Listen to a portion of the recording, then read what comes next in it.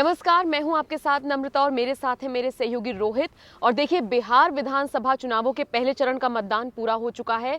Rohit, excitement तो जनता में बहुत था, लेकिन ज्यादा फीसदी मतदान नहीं हुआ है। इस पर तो हम चर्चा करेंगे ही। साथ ही साथ एक जो चीज आज निकलकर सामने आई है, बहुत सारे ऐसे नेता हैं, देखिए चिराग पासवान है, तेजस्वी यादव है, रणदीप सुरजेवाला है, इन सभी ने नीतीश कुमार को आज पूरी तरीके से घेरा है। और देखिए मुद्दा कौन सा उठाया है, ये जो मुंगेर में हुआ है। तो इस पूरे मुद्दे को लेकर नीतीश कुमार को घेरा तो है ही, साथ ही साथ तमाम तरह के आरोप लगाए हैं और जनरल डायर से उनकी तुलना कर दी है। क्या कुछ देखते हैं इस पूरे मामले को, जिस तरीके से आरोप लगा रहे हैं? सबसे पहले तो जो प्रथम चरण का चुनाव आज कंप्लीट हुआ है, उसको लेकर के जो हमारी बात हुई सियासी हलकों में या उसके अलावा जो राजनीतिक विश्लेषक हैं वो ये कह रहे हैं कि बहुत ही मिक्स्ड रिएक्शंस निकल कर आ रहे हैं। मतलब ऐसा नहीं है कि किसी को आप पहले चरण के बाद हावी बता दें या किसी को एक तरफा बता दें कि यार इस तरफ जा रहा है पूरा का पूरा चुनाव। ऐसा अभी नहीं हुआ है, जो कि मेरे लिए सरप्राइजिंग है, क्योंकि हम ये सोच रहे थे कि पहले फेज में पहले चरण के जो मतदान होंगे वो कहीं ना कहीं एक तरह से बिहार चुनावों को एक ऐसी दिशा दे देंगे जिसमें जो बाकी की दूसरी पार्टियां ना वो कैचअप की स्थिति में, कैच 22 बोलते हैं अंग्रेजी में, एक फ्रेज यूज़ करते हैं, कैच 22 की सिचुएशन में देखती हुई नजर आएंगी। लेकिन ऐसा हुआ नहीं है। तो ये अपने आप, अब जो आप मुंगेर वाली घटना कह रही है ना, दरअसल वो मीडिया में आते आते उसमें दिन बन गया, फिर शाम चढ़ गई। तो इन सारी चीज़ों के बीच लोगों तक जब तक वो खबर पहुंची तो मुझे लगता है कि तब तक आज के चुनावी वोटिंग प्रक्रिया में जो प्रतिशत रहा वो तब तक आधा चुनाव तब तक हो चुका था। तो मुंगेर वाली घटना को लेकर के नीतीश कुमार को कंडेम तो जरूर किया जा रहा है, लेकिन उसका असर अब आप देखेंगे कि दूसरे जो चरण में यानी 3 तारीख को पड़ता हुआ नजर आएगा। तब तक इसी मुद्दे को पॉलिटिसाइज करते हैं राजनेता, जैसे आपने तेजस्वी का जिक्र किया या फिर आपने सुरजेवाला का जिक्र किया, वो इसी मुद्दे पर रहते हैं तब तक, या फिर चीजें और बदलेंगी। क्योंकि अगर आपने आज चिराग पासवान का ट्वीट देखा हो सुबह का, तो उन्होंने क्या लिखा है, उन्होंने ये लिखा है कि अब ये जो है जिनको वो प्यार से जो मतलब नीतीश कुमार तो कहते हैं, लेकिन नीतीश कुमार का अब एक जो लालू प्रसाद ने याद नाम दिया था उन्हें कि पलटू राम, वो निश्चित तौर पर उनको लेकर के चर्चा ये है कि अब नीतीश कुमार को उन्होंने जोड़ दिया है आरजेडी के साथ। अब तक तो वो कह रहे थे कि जो नीतीश कुमार है वो नंबर ही नहीं ला पाएंगे, लेकिन अब वो कह रहे हैं कि वही जैसे उनका हमेशा से बदलती रही है ना स्थितियाँ। और आप, जब मैं आपसे बात कर रहा था तो आप बता भी रही थी कि किस तरह से बीजेपी के नेचर में भी ये रहा है और जेडीयू के नेचर में भी ये रहा है कि कैसे सत्ता के लोभ के लिए या सियासी समीकरणों को साधने के लिए दोनों एक दूसरे से वादा खिलाफी करते हुए नजर आए हैं। तो वो शायद इन चुनावों में भी दिखे। लेकिन जो बात आपने कही कि मुंगेर वाली घटना, आई थिंक इसका असर आपको 3 तारीख को देखने को मिलेगा। मुझे ऐसा लग रहा है, जिस तरीके से, जैसा कि आपने कहा कि ये जो घटना है पॉलिटाइज होते होते थोड़ा सा इसमें टाइम लग गया, और यही वजह है कि आने वाले जो मतदान होने हैं फर्क साफ साफ दिख सकता है नीतीश कुमार। हालांकि अभी कहना बहुत जल्दबाजी होगी, लेकिन दिख सकता है, वक्त है। हाँ, क्योंकि अभी वक्त है। अच्छा, एक चीज और है रोहित, देखिए अगर आपने नोटिस किया हो तो जो बीजेपी है वो जो है अकाली दल को देखिए झटका देती आई है ना। शिवसेना को भी उसने, कितने पुरानी दल उसके साथ वो रहा है, शिवसेना तब भी झटका दिया है। उसने किस पार्टी के साथ गठबंधन किया हुआ है? जेडीयू के साथ, जो अपने आप में झटकों के लिए जानी जाती है। कभी शरद यादव को झटका दिया, कभी उन्होंने लालू प्रसाद यादव को झटका दिया। 2010 में साथ थे, फिर 2015 में अलग गए। हाँ, तो ऐसे में आपको नहीं लगता कि अगर मौका पड़ा तो बीजेपी जेडीयू को झटका देने से भी नहीं चूकेगी? और वाइस वर्सा, जेडीयू, हाँ बिल्कुल बिल्कुल बिल्कुल। और इसीलिए चिराग पासवान को इनडायरेक्टली तैयार किया गया है। नहीं, इनडायरेक्टली तैयार किया गया हो या ना किया गया हो, लेकिन जैसा मैं आपको बता रहा हूँ कि दिल्ली ये जानती है कि चुनावी नतीजा जो कुछ भी आए, है ना, जिसको नुकसान हो, जिसको फायदा हो, बीजेपी उसी के साथ जाएगी जिसके साथ उसका जो अंक गणित है वो सही बैठता है। क्योंकि बीजेपी इस बार, आप निश्चित तौर पर यकीन मानिए कि बीजेपी इस बार जो है वो नंबर 1 पार्टी बिहार में निकल कर आने वाली है। लेकिन उसका नंबर उसे जादुई आंकड़े के पार नहीं पहुंचाएगा। वो बहुत अच्छा भी करेगी तो भी, मैं अभी भी कह रहा हूँ, जब पहले चरण का मतदान निपट चुका है तब भी कह रहा हूँ कि वो बहुत अच्छा, एक्सीडिंगली वेल जिसे आप अंग्रेजी में कहते हैं, कि बहुत सर्वोत्तम अपना प्रदर्शन भी कर देगी तो भी वो 80 से ऊपर नहीं जाने वाली है। बहुत हैरत होगी अगर वो 80 से ऊपर जाती है।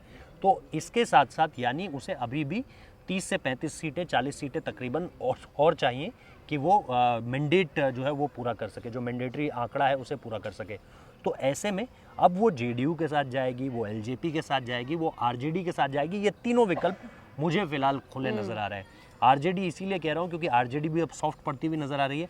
प्रधानमंत्री नरेंद्र मोदी लालू को लेकर के बहुत ज्यादा मुखर है, लेकिन वो उतना, जहां तक अभी मैं देख रहा हूँ ना, तेजस्वी को लेकर के उतना कुछ नहीं कह रहे। तेजस्वी ने भी शुरुआत में उनके नाम को लेकर के बहुत जो है रैलियों में बहुत कहा, और उसके बाद बहुत सारी, जैसा हमने कल भी बात की थी कि जो इंस्टीट्यूशंस हैं उनको लेकर के, उनकी क्रेडिबिलिटी पर भी सवाल उठाए। लेकिन अब वो भी थोड़े से ठंडे पड़ते हुए नजर आ रहे हैं क्योंकि आरजेडी को ये पता है कि पिछली बार अगर वो 80 का आंकड़ा ले भी आए तो उसके पीछे एक बड़ी वजह ब्रांड नीतीश था, क्योंकि ब्रांड नीतीश पिछले चुनावों में फेक नहीं था और फेड डाउन भी नहीं हो रहा था, लेकिन इस बार ब्रांड नीतीश भी गिरता जा रहा है। तो और प्लस आरजेडी की जो छवि है बिहार में, आप देखिए कि लालू प्रसाद यादव को लेकर के अब वो बात नहीं रही है ना, जंगल राज को लेकर के लोग बहुत ज़्यादा एग्रेसिव होकर सोचते हैं और उसके खिलाफ वोटिंग करते हुए नजर आए। इसीलिए हमने देखा है कि 15 सालों में जो है नीतीश कुमार एक छत्र राज रहा है उनका, आप एक तरह से कह सकते हैं। लेकिन क्या इस बार प्रो इनकम्बेंसी दिखेगी या एंटी इनकम्बेंसी जाएगी?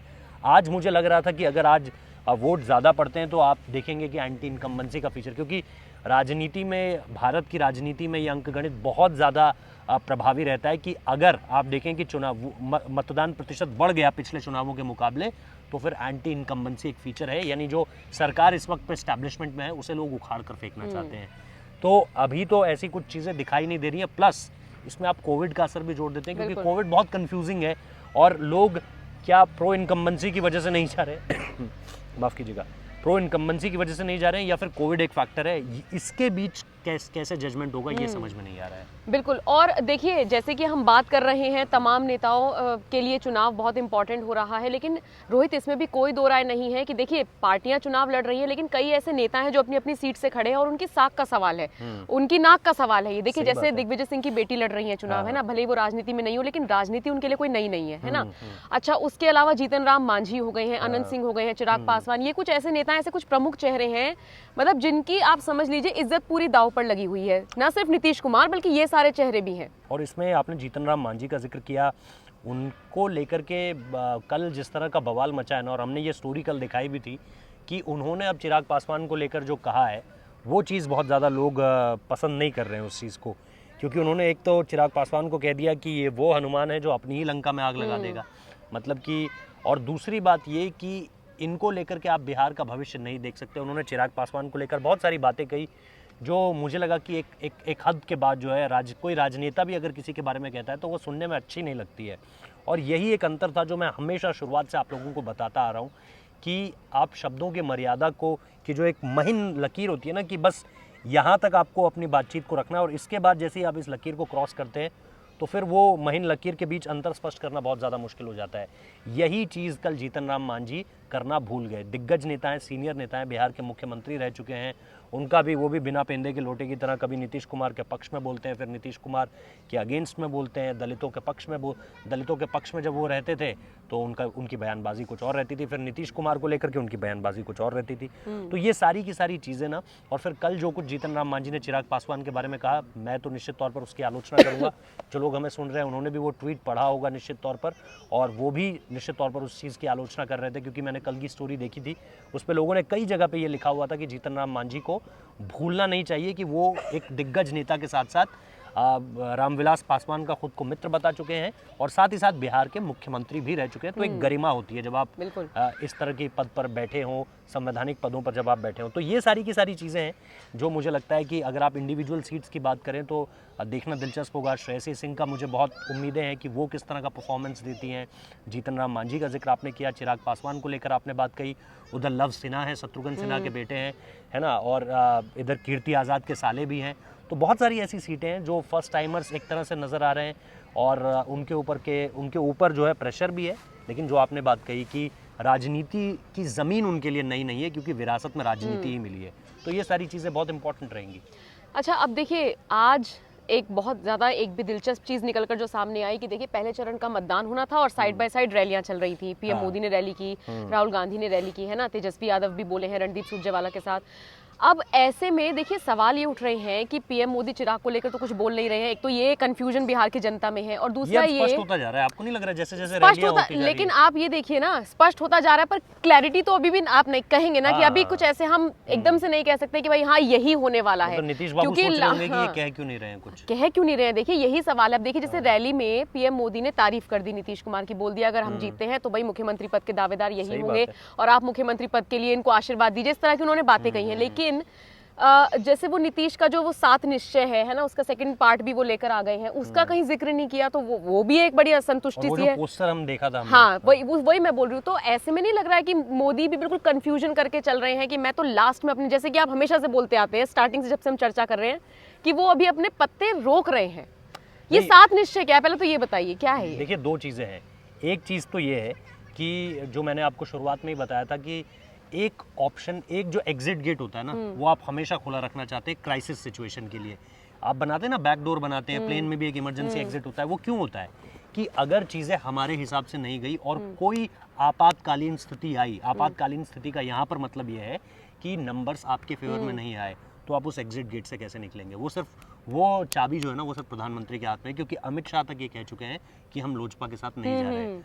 लेकिन प्रधानमंत्री ने तो कुछ नहीं कहा। कुछ नहीं कहा है। अब प्रधानमंत्री जब तक कुछ नहीं कहेंगे तब तक जो पत्थर की लकीर है वो यही है कि भाई ठीक है, अमित शाह ने तो कह दिया, लेकिन प्रधानमंत्री क्यों नहीं कह रहे? तो ये सवाल जेडीयू में भी है इस समय पे, ये सवाल एलजेपी भी बहुत अच्छे तरीके से जान रही है कि भाई हमारे लिए कुछ नहीं कह रहे हैं प्रधानमंत्री जी।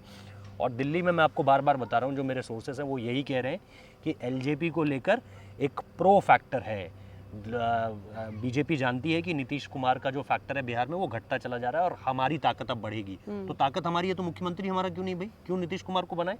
लेकिन क्योंकि वादा किया जा चुका है, मैं नहीं कह रहा कि वादा खिलाफी नहीं होगी, लेकिन बीजेपी ऐसा कर सकती है कि 1 साल तक नीतीश कुमार को मुख्यमंत्री बनाए और उसके बाद उन्हें साइडलाइन कर दिया जाएगा, क्योंकि जेडीयू में कोई भी इस पार्टी को आगे ले जाने वाला नहीं है। आप देखिए, चिराग पासवान ने संभाल लिया उधर एलजेपी को, उधर आरजेडी में तेजस्वी प्रताप ने संभाल लिया था, इधर कोई नहीं है। शीर्ष नेता हैं, यंग चेहरा कोई नहीं है। ये पार्टी इसके बाद आप देखेंगे इसका विलय होगा, इसके साथ ये किसी अलायंस में जुड़ेगी, कहीं इसको कोई आगे इंडिविजुअल लेकर नहीं जाएगा जेडीयू को। ये बात आप मेरी लिख कर ले लीजिए। लेकिन ये जो आपने कहा ना कि प्रधानमंत्री नरेंद्र मोदी का ना बोलना अब भी एक तो परेशान कर रहा है नीतीश कुमार को और दूसरे दलों को उम्मीदें दे रहा है कि भाई एक प्लान भी है। तो ये चीज़ आप मानकर चलिए कि ये होने वाला है, ऐसा ही होगा अगर क्राइसिस सिचुएशन आती है। और अगर चीज़ें बीजेपी के हिसाब से गई तो ठीक है जी, जो वादा किया है वो निभाना पड़ेगा। मतलब देखिए, ऐसा है अभी तक जैसे चीजें चल रही हैं, उसके बाद अगर लास्ट मोमेंट पे कुछ होता है तो उसके लिए भी सभी तैयार है। मुझे तो लगता है कि बिहार की जनता भी तैयार है कि भैया क्या होता है क्या नहीं होता, ये तो लास्ट मोमेंट पे, हाँ ये तो लास्ट मोमेंट पे पता चलेगा। और जिस तरीके की राजनीति हो रही है ना देश में, अब जनता भी बहुत समझदार हो गई है कि लास्ट मोमेंट पे क्या होता है वो अभी कुछ कैलकुलेट ना ही कर रहे हैं ना करना चाहते हैं, लेकिन अंदर खाने सब समझ रहे हैं, आप पत्ते खोलिए या मत खोलिए।